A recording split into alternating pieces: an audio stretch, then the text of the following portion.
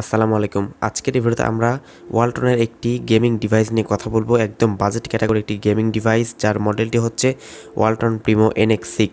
তো ওয়ালটন প্রিমো NX6 এই mobile ফোনেতে কিন্তু কম টাকার মাঝে full HD plus resolution display কিন্তু প্রোভাইড করছে। অ্যান্ড এই ফোনের প্রসেসরটাও কিন্তু একদমই গেমিং প্রসেসর কিন্তু ইউজ করা হয়েছে। আরও দুর্দান্তকর কিছু ফিচার্স থাকছে এই ফোনটিতে, জানতে হলে অবশ্যই ভিডিওটি সম্পূর্ণ দেখবেন। আর যারা এখনও পর্যন্ত আমাদের পরিবারের সদস্য হননি, please hit the subscribe button and press the bell icon.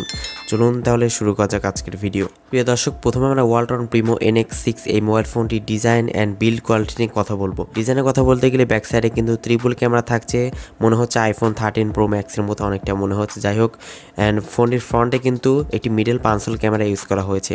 And ফোনটি কিন্তু একটি প্লাস্টিক বিল্ডের ফোন, ব্যাক সাইডেও প্লাস্টিক বিল্ডে রাখা হয়েছে। প্রিয় দর্শক, এবার আমরা ওয়ালটন প্রিমো NX6 এই মোবাইল ফোনটির ডিসপ্লে সেকশনে কথা বলবো। মোবাইল ফোনটির ডিসপ্লেতে ইউজ করা হয়েছে 6.78 inch full HD plus resolution একটি আইপিএস ডিসপ্লে কিন্তু এখানে ইউজ করা হয়েছে, যার রেজলিউশন হচ্ছে 1080x2400 পিক্সেলস। তো ডিসপ্লে কোয়ালিটি অনেকটাই ভালো রাখা হয়েছে, কেননা একটি বাজেট ক্যাটাগরি স্মার্টফোন, তো সেক্ষেত্রে ডিসপ্লে আমার কাছে মোর দেন এনাফ মনে হয়েছে। অ্যান্ড যারা একটু বড় ডিসপ্লে চাচ্ছেন, অনলাইন ক্লাস করবেন, তাদের জন্য কিন্তু এই ডিসপ্লেটি মোর দেন এনাফ মনে হয়েছে আমার কাছে। স্মার্টফোনটি ব্যাক সাইডে থাকছে ট্রিপল ক্যামেরা সেটআপ, যার মেইন সেন্সর হিসেবে থাকছে 48 মেগাপিক্সেল মেইন ক্যামেরা। সেকেন্ড ক্যামেরাটি হচ্ছে 5 মেগাপিক্সেল একটি আলট্রাওয়াইড সেন্সর, এবং থার্ড ক্যামেরাটি হচ্ছে 2 মেগাপিক্সেলটি ডিপ সেন্সর এখানে ইউজ করা হয়েছে। এবং এই ফোনটির ফ্রন্টে থাকছে 8 মেগাপিক্সেল একটি ক্যামেরা। তবে আমি বলবো ফ্রন্টে 8 মেগাপিক্সেল না দিয়ে 13 মেগাপিক্সেল দিলে আরেকটু কাজের কিছু হতে পারতো। ফোনটির সামনে পেছনে উভয় ক্যামেরা দিয়ে আপনারা সর্বোচ্চ 1080p-তে 30 fps ভিডিও শ্যুট করতে পারবেন। তো এবারে ফোনটির পারফরমেন্স সেকশনে কথা বলা যাক।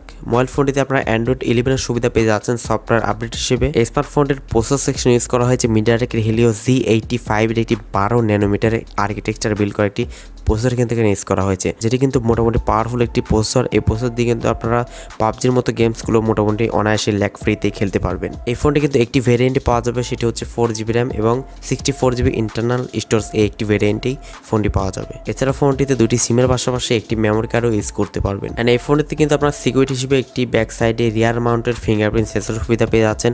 ক্যামেরা মডিউলের ঠিক নিচে কিন্তু এই সেন্সরটি কিন্তু রাখা হয়েছে, পাশাপাশি ফেস আনলকের সুবিধাটাও কিন্তু থাকছে। তো অ্যাট লাস্ট আমরা স্মার্টফোনটির ব্যাটারি সেকশনে কথা বলবো। মোবাইল ফোনটি ব্যাটারিতে ইউজ করা হয়েছে 6000 mAh ম্যাসিভ ব্যাটারি সেটআপ, যেটির মাধ্যমে কিন্তু অনায়াসে আপনারা 2 দিন মতো চার্জিং ব্যাকআপ একদম অনায়াসে পেয়ে যাবেন। অ্যান্ড যারা গেমিং করেন, খুব বেশি ইউটিউবে ভিডিও টিডিও দেখেন, তাদের জন্য কিন্তু ব্যাটারি ব্যাকআপটা অনেকটাই গুরুত্বপূর্ণ। তো সেদিক দিয়ে অবশ্যই ভালো ফোন এটি, যেহেতু ব্যাটারি ব্যাকআপটা অনেক বেশি ভালো পাওয়া যাবে। অ্যান্ড ফোনটির বক্সের সঙ্গে আপনারা 10 ওয়াটের একটি চার্জার পেয়ে যাচ্ছেন ফোনটি চার্জ করার জন্য।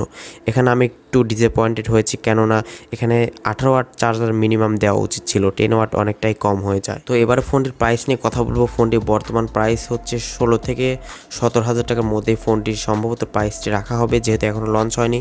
তবে এই প্রাইস যে আশেপাশে লঞ্চ হওয়ার কথা। তো এই ফোনটি আপনার কাছে কেমন লেগেছে প্রাইস অনুযায়ী অবশ্যই তাই কমেন্টে লিখে জানাবেন, আমি আপনাদের কমেন্টের আশায় থাকবো। সো আজকে এতটুকুই। ভিডিওটি ভালো লাগলে অবশ্যই একটি লাইক দিবেন, কমেন্টস করে আপনার মূল্যবান মতামত জানাবেন। আর এই চ্যানেলে নতুন এসে থাকলে অবশ্যই চ্যানেলটি সাবস্ক্রাইব করে রাখবেন। সবাই অনেক বেশি ভালো থাকবেন, সুস্থ থাকবেন। দেখা হচ্ছে নেক্সট ভিডিওতে।